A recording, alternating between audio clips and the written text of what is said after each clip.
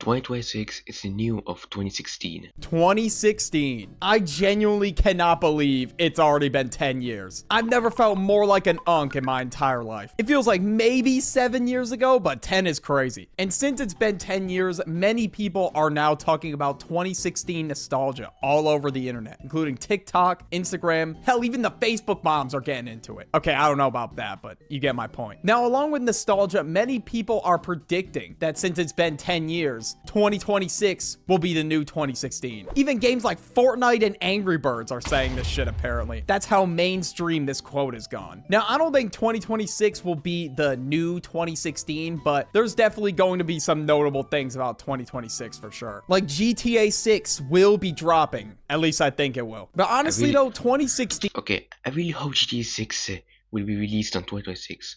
Because I feel like the person that made this video, it's called Rockstar. Yep, that's the name of the person. We try to rich pay you.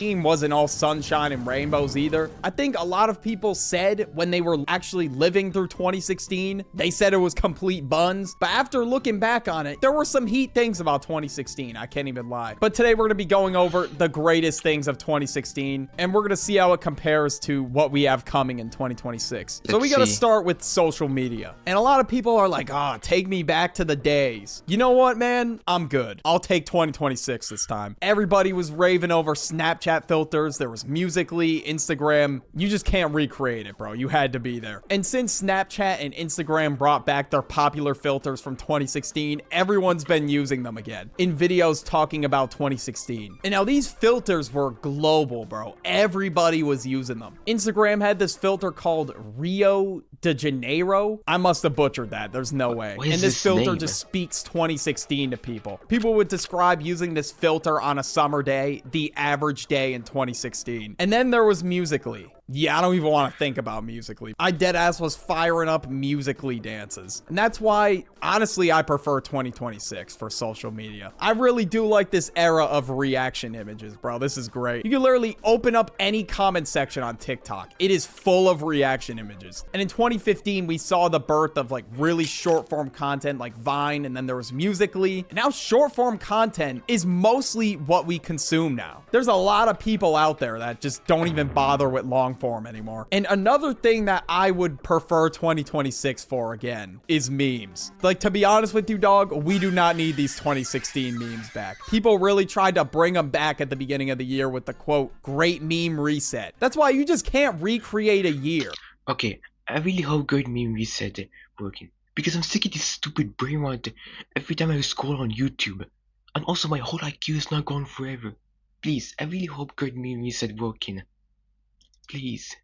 You gotta just appreciate the year, be happy that it happened, and move forward from it. Like, you can make new things to, I guess, kind of replicate the same feeling, but there's no way you could just bring back these old memes and force yourself to laugh at them again. Some of the most iconic memes from the year included Squidward dabbing, the MLG memes, Sonic, Dat Boy. Alright, yeah, you can keep these, dog. Like, for its time, I mean, I was in middle school, so of course I was laughing my ass off at these. But 10 years later, there's no way I'm laughing at these. Now, 2026, I guess the most popular meme so far this year, this shit's called City Boy or something like that. It's supposed to be an ironic meme.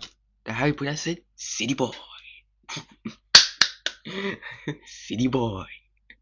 Since somebody dead ass used this in a 2022 edit and thought it was so tough. So it went viral and it just took the internet by storm. There was also this shit called I Got Hella Money. Okay, this was just ass. But now we gotta talk about 2016 slang. Now, some of these words are still used today. Like, I hear people say bruh all the time. Occasionally, I'll hear lit, but I've not heard the words fam and savage in years. It was crazy how mainstream these words were. Like, my parents were really asking me what these meant. Literally, everybody with some kind of influence were using these words. Now, so far in 2026, we got chud. I think it's a term for like a greaseball loser or something. something. I don't know. And apparently the word LARPing is becoming a popular slang word. It's just another word for performative, pretty much. Now we got sports. Now this 2016 sports era was crazy. Everybody was glazing the Warriors just for them to blow a 3-1 lead in the finals. Like, there were so many people walking around with a Warriors jersey on. And then we had the Broncos versus the Panthers for the Super Bowl, which honestly I thought was a pretty good game. I was expecting the Broncos to win, to be honest, but this year we got the Patriots back in the Super Bowl, man. This shit is gonna be crazy.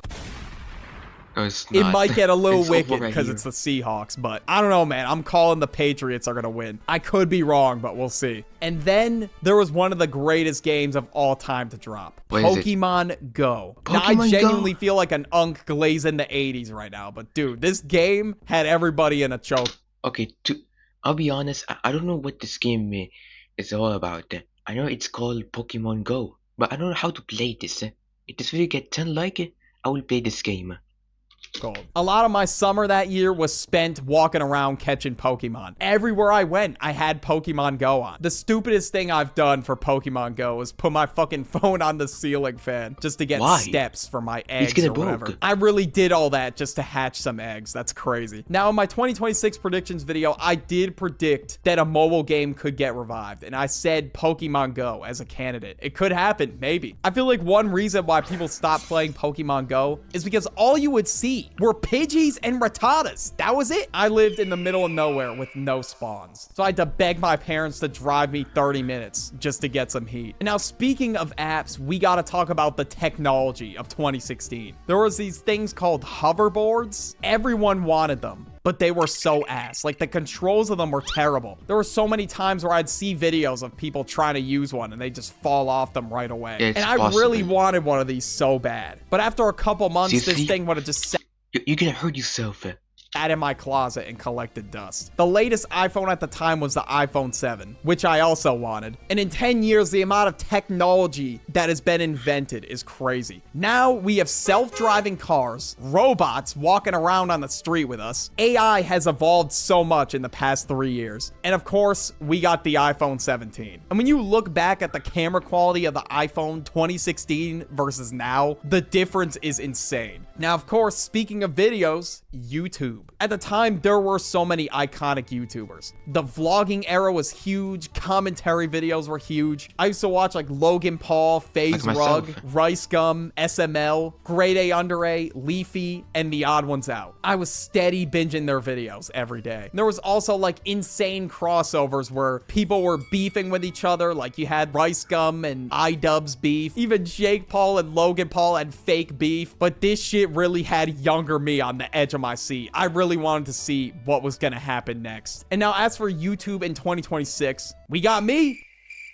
All right, I'm not going to sit here and glaze myself. There's so many people I watch in 2026. The amount of time I spend on YouTube is nuts. But I feel like YouTube is more niched down than ever. I feel that the 2016 era was so mainstream, everybody knew about it. Or most people did, at least. There's so many different niches on YouTube, so everybody's watching something different. And one of the biggest things to come out in 2016 that I spent so many hours doing, bottle flipping. This is not a 2016 video without bottle flipping. You couldn't go on any social media platform without seeing bottle flipping. This shit was everywhere. It was on the news, and it was so widespread that my school even banned bottle flipping at lunchtime. Why? That shit just fried me, bro. I genuinely could not believe that. So we resorted to flipping bottle caps instead. And YouTube was pushing bottle flipping videos like crazy back then. Jack Doherty made bottle flipping videos, and I was invested. And there were trick shots and all kinds of other shit that you could do with bottles. So I'd literally just sit outside with my friends and just flip bottles for hours. I didn't go that crazy with it, but there was definitely some heat trick shots that I landed. And there was even a mobile game where you would just flip bottles that I played all the time. Like, this shit was genuinely bigger than 6-7 in 2025. Now, 2026, we got nothing like this yet. At least I don't think so. But I'm predicting that something like this will happen this year. I'm adding that to my predictions. There will be a similar trend like this that takes the world by storm. And something that we can definitely keep in 2.6 is the music. There's definitely some good artists out there now, but man, 2016,